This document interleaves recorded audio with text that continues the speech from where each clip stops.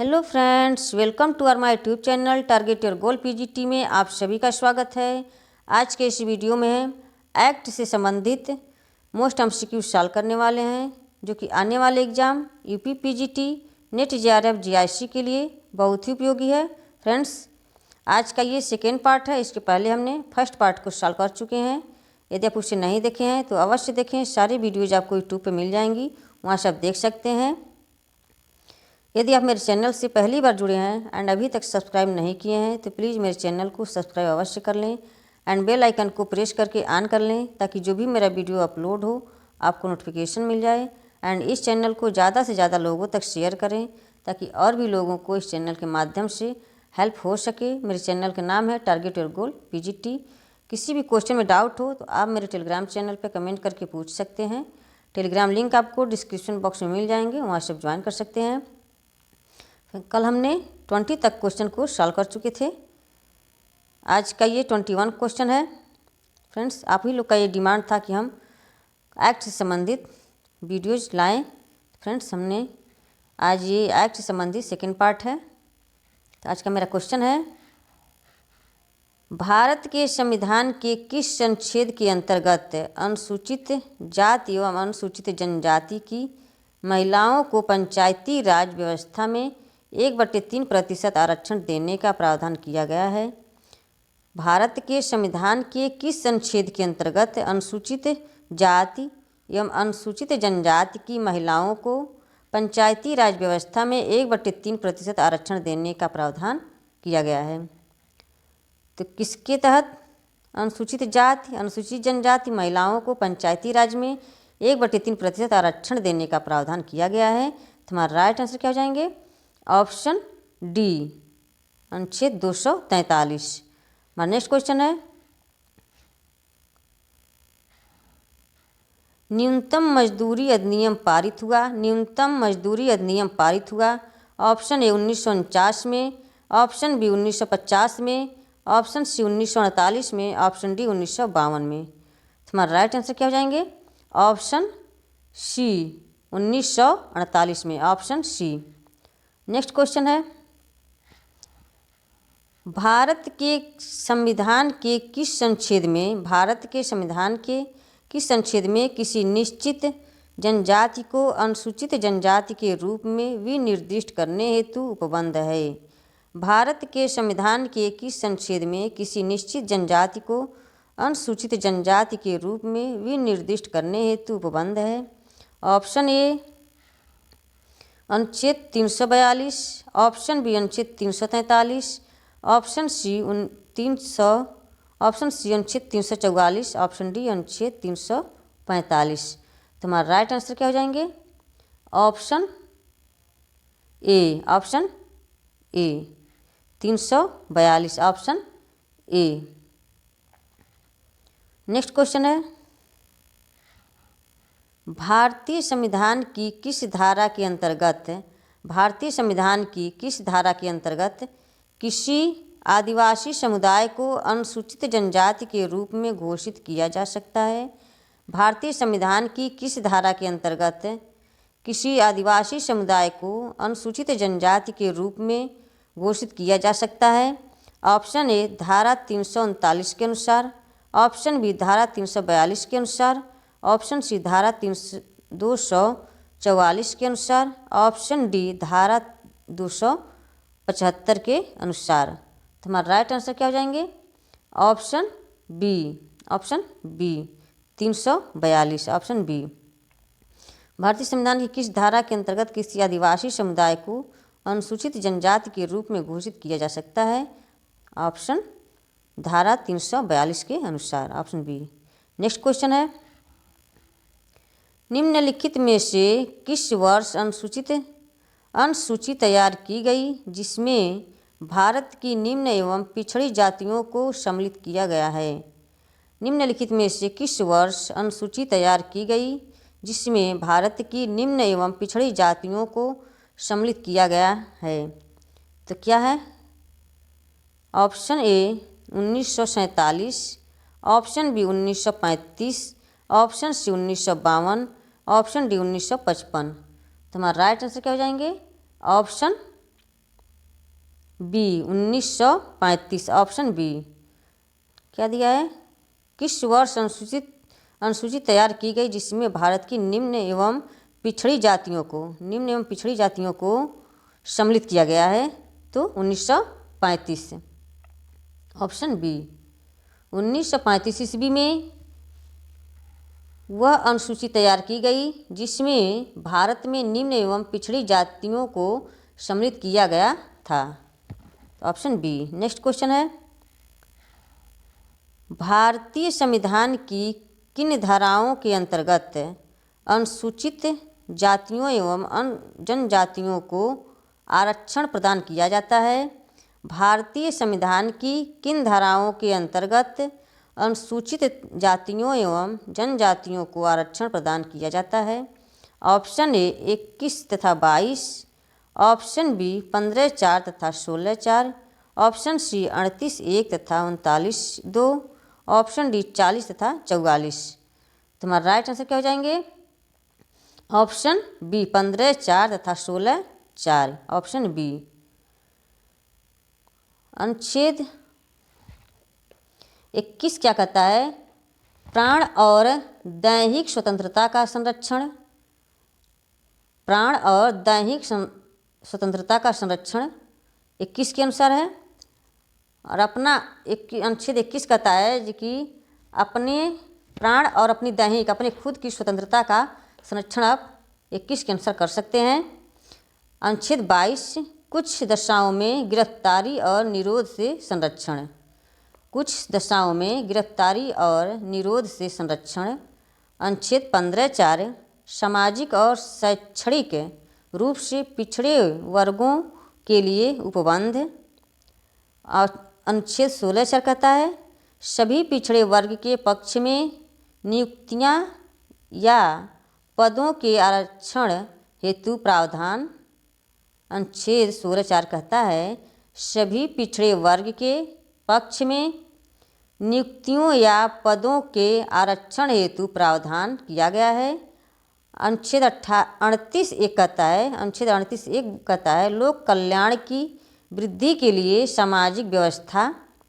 अनुच्छेद 39(2) राज्य द्वारा समुदाय के भौतिक संसाधनों का स्वामित्व, नियंत्रण तथा वितरण। अनुच्छेद 40 ग्राम पंचायतों का गठन। अनुच्छेद 44 को होता है नागरिकों के लिए एक समान सिविल संहिता। अनुच्छेद 44 कहता है नागरिकों के लिए एक समान सिविल संहिता। अनुच्छेद 40 ग्राम पंचायतों का गठन। हमारा नेक्स्ट क्वेश्चन हो जाएंगे ऑप्शन निम्नांकित में भारतीय संविधान के तहत कौन एक धार्मिक अल्पसंख्यक नहीं है? निम्नांकित में भारतीय संविधान के तहत कौन एक धार्मिक अल्पसंख्यक नहीं है? Option A Santhal, option B मुसलमान, ऑप्शन सी ईसाई, ऑप्शन डी पारसी। तुम्हारा राइट आंसर क्या हो जाएंगे? Option A Santhal. Option A भारतीय संविधान के तहत एक धार्मिक अल्पसंख्यक नहीं है। संथाल जो है एक धार्मिक अल्पसंख्यक नहीं है, बाकी मुसलमान, ईसाई और पारसी धार्मिक अल्पसंख्यक हैं संविधान के तहत। हमारा नेक्स्ट क्वेश्चन है भारतीय संविधान के अनुच्छेदों का कौन सा पुंज पिछड़ी हेतु जातियों हेतु विशेष प्रावधान प्रस्तुत करता है? भारतीय संविधान के अनुच्छेदों का कौन सा पुंज पिछड़ी हेतु जातियों हेतु विशेष प्रावधान प्रस्तुत किया है?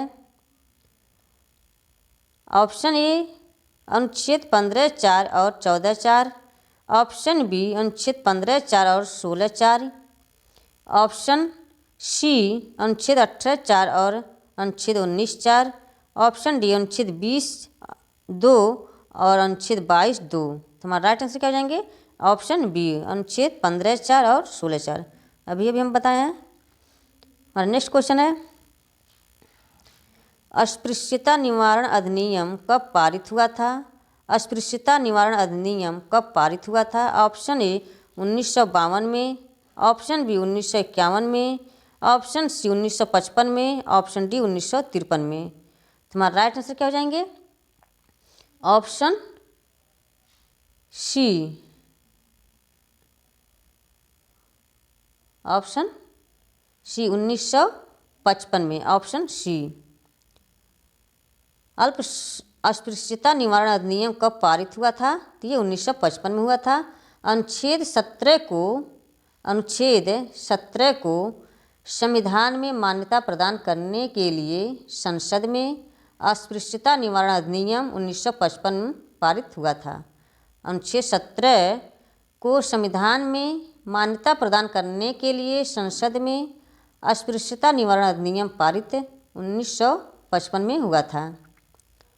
तुम्हारा राइट आंसर क्या हो जाएंगे? Option C 1955। क्वेश्चन आ सकता है अनुच्छेद 17 अस्पृश्यता निवारण अधिनियम कब पारित हुआ था? 1955 तो दिया है, यहाँ अनुच्छेद करके दे देगा। अनुच्छेद 17 अस्पृश्यता निवारण अधिनियम कब पारित हुआ था? 1955 में। ऐसे भी पूछ सकता है 1955 में अस्पृश्यता निवारण अधिनियम किस अनुच्छेद को संविधान में लागू किया गया था? ऐसे पूछ सकता है ये। हमारा नेक्स्ट क्वेश्चन है भारतीय संविधान की अनुसूची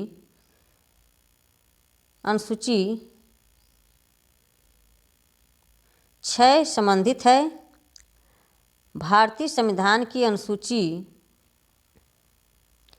संबंधित है। ऑप्शन ए अनुसूचित जनजातियों से, ऑप्शन बी अनुसूचित जाति से, ऑप्शन सी अन्य पिछड़ा वर्ग से, ऑप्शन डी है अल्पसंख्यकों से।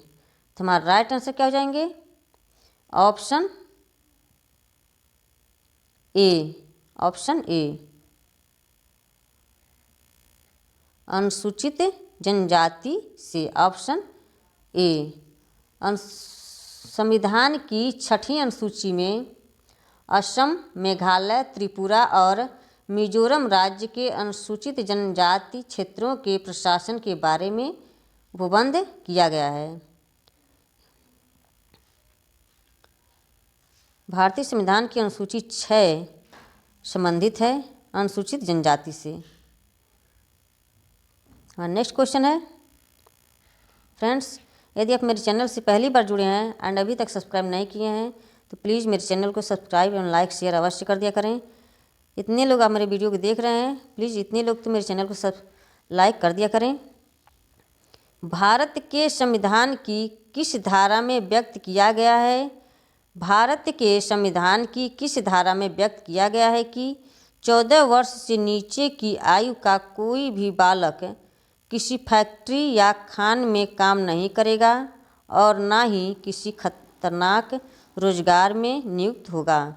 भारत के संविधान की किस धारा में व्यक्त किया गया है कि 14 वर्ष से नीचे की आयु का कोई भी बालक किसी फैक्ट्री या खान में काम नहीं करेगा और ना ही किसी खतरनाक रोजगार में नियुक्त होगा? किसके तहत है ये? ऑप्शन ए धारा 24, ऑप्शन बी धारा 25, ऑप्शन सी धारा 330, ऑप्शन डी धारा 335। तुम्हारा राइट आंसर क्या हो जाएंगे? ऑप्शन ए धारा 24, ऑप्शन ए। हमारा नेक्स्ट क्वेश्चन है सामाजिक न्याय एवं अधिकारिता मंत्रालय का गठन कब किया गया था? सामाजिक न्याय एवं अधिकारिता मंत्रालय का गठन कब किया गया था? Option A 1995, option B 1996, option C 1997, option D 1998। तुम्हारा राइट आंसर क्या हो जाएंगे? Option D 1998, option D. Next question है भारतीय संविधान 73वां संशोधन अधिनियम 1992 का संबंध है। भारतीय संविधान 73वां संशोधन अधिनियम 1992 का संबंध है। ऑप्शन ए शिक्षा के विकास से, ऑप्शन बी दहेज निरोधक अधिनियम से, ऑप्शन सी पंचायती राज से, ऑप्शन डी ग्रामीण आधारभूत संरचना से। तुम्हारा राइट आंसर क्या हो जाएंगे? ऑप्शन सी पंचायती राज से, ऑप्शन सी।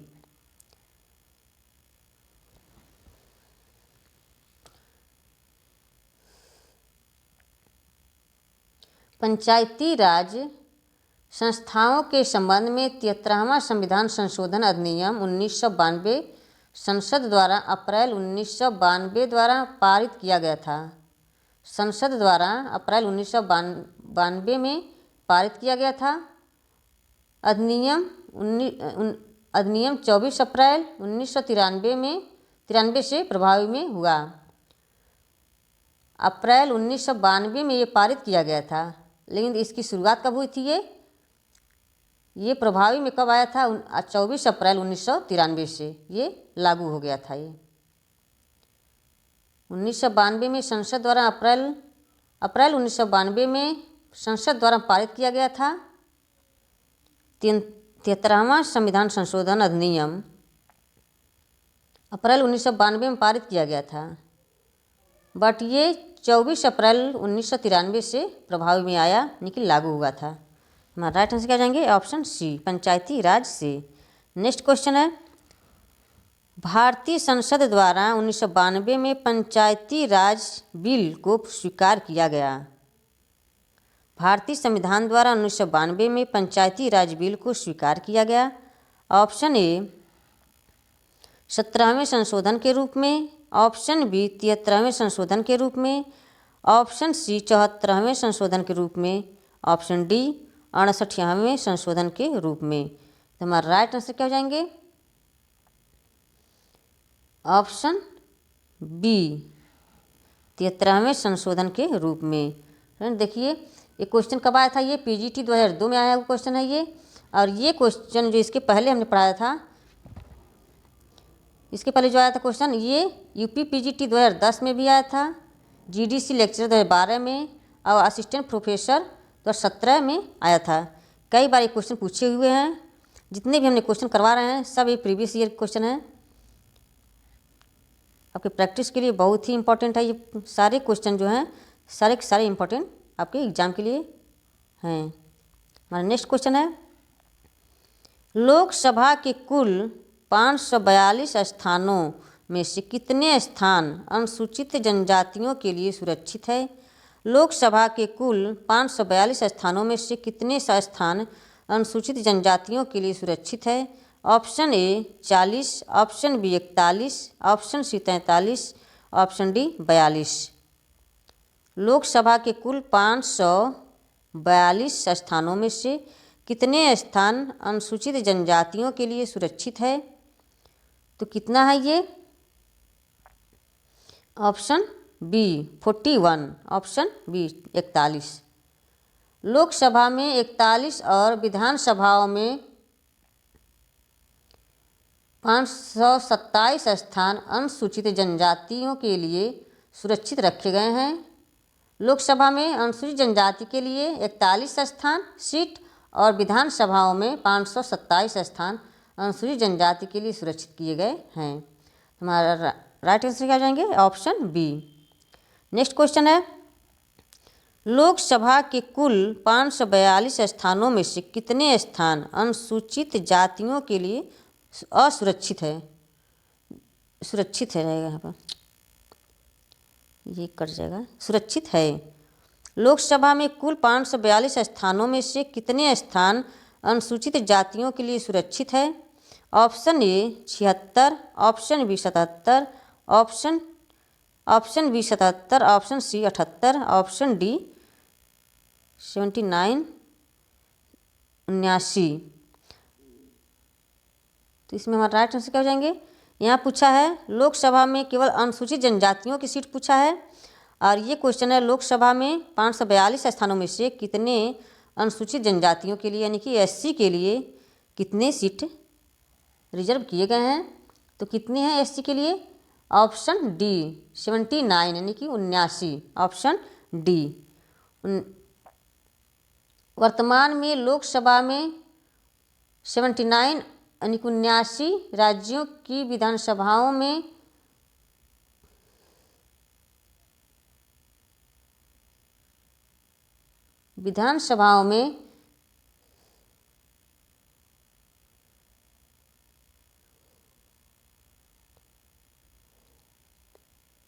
ठीक से याद नहीं आ रहा फ्रेंड्स, बस लोकसभा में कुल लोकसभा में 542 में से अनुसूचित जनजाति के लिए 41 सीट होता है, रिजर्व किया गया है, और लोकसभा में अनुसूचित जाति के लिए 79 यानी कि 79 स्थान सीट रिजर्व है।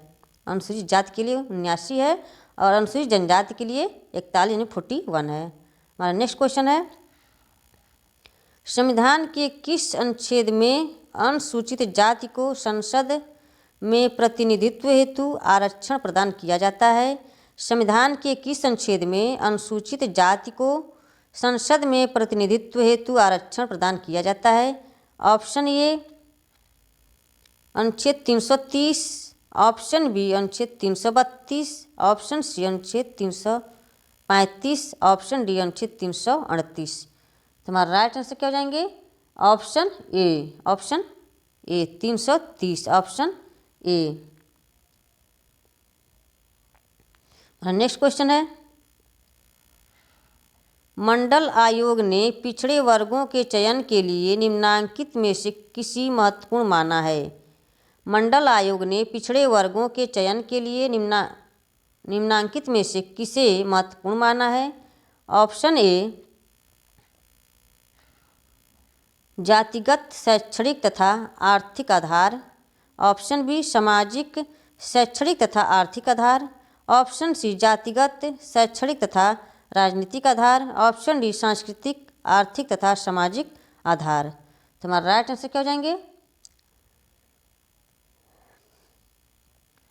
ऑप्शन जातिगत, शैक्षणिक तथा आर्थिक आधार, सामाजिक, शैक्षणिक तथा आर्थिक आधार, जातिगत, शैक्षणिक तथा राजनीतिक आधार, सांस्कृतिक, आर्थिक तथा राजनीतिक सामाजिक आधार। तुम्हारा राइट आंसर क्या हो जाएंगे? ऑप्शन बी सामाजिक, शैक्षणिक तथा आर्थिक आधार, ऑप्शन बी। 1977 में बीपी मंडल की अध्यक्षता में द्वितीय पिछड़ा वर्ग आयोग की नियुक्ति की गई। आयोग ने सामाजिक और शैक्षिक दृष्टि से पिछड़ी जातियों के लिए 27% आरक्षण का प्रावधान दिया। ये 1977 में बीपी मंडल के अध्यक्षता में ये लागू हुआ था।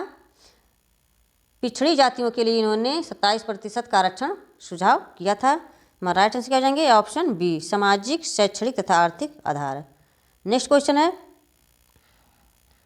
भारतीय संविधान का कौन सा अनुच्छेद राष्ट्रपति को सामाजिक और शैक्षणिक रूप से पिछड़े वर्गों का पता लगाने के लिए एक आयोग की नियुक्ति करने का अधिकार देता है? भारतीय संविधान का कौन सा अनुच्छेद राष्ट्रपति को सामाजिक और शैक्षणिक रूप से पिछड़े वर्गों का पता लगाने के लिए एक आयोग को नियुक्त करने का अधिकार देता है? तो क्या है? Option A 340(1), option B 341, option C 342, option D 365(4). तुम्हारा राइट आंसर क्या हो जाएंगे? Option A 340(1). 340(1) के तहत राष्ट्रपति सामाजिक और शैक्षणिक रूप से पिछड़े वर्गों के आयोग का नियुक्ति करने का अधिकार देता है। 340(1). नेक्स्ट क्वेश्चन है, भारत के संविधान के अनुच्छेद 46 के संदर्भ में निम्नलिखित में से कौन सा कथन सही नहीं है? ऑप्शन ए यह राज्य का दायित्व है कि अनुसूचित जातियों के शैक्षिक हितों का ध्यान रखे। यह राज्य का दायित्व है कि अनुसूचित जातियों के शैक्षिक हितों का ध्यान रखे। ऑप्शन बी राज्य का दायित्व है कि वह अनुसूचित जनजाति के राजनीति हितों का संरक्षण करे। ऑप्शन सी अनुसूचित जनजाति सदस्यों को आर्थिक हितों की देखभाल हेतु राज्य कर्तव्यबद्ध है। ऑप्शन डी राज्य अनुसूचित जनजाति सदस्यों को सामाजिक अन्याय से बचाएगा।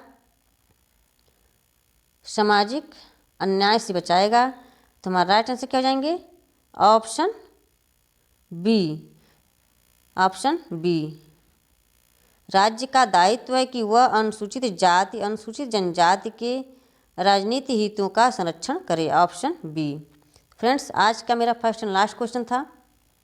आज का मेरा वीडियो कैसा लगा कमेंट बॉक्स में कमेंट करके अवश्य बताया करें। और मेरा वीडियो कैसा लगा, आप लोग पसंद आए तो प्लीज़ लाइक एंड शेयर अवश्य कर दिया करें। यदि आप लोग के लिए हेल्पफुल है तो प्लीज़ और भी लोगों को इस वीडियो को पहुंचाइए ताकि उन लोगों को भी हेल्प हो सके मेरे वीडियो के माध्यम से। फ्रेंड्स, इसी तरह आप अपने लक्ष्य की तरफ आगे बढ़ते रहें, अपना और अपने परिवार का ख्याल रखें। किसी भी क्वेश्चन में डाउट हो तो आप मेरे टेलीग्राम चैनल पे कमेंट करके पूछ सकते हैं। टेलीग्राम लिंक आपको डिस्क्रिप्शन बॉक्स में मिल जाएंगे, वहाँ से आप ज्वाइन कर सकते हैं। हम अपने वीडियो की समाप्त करते हैं। Okay, bye bye, thanks for watching video, take care. Okay, bye bye, take care.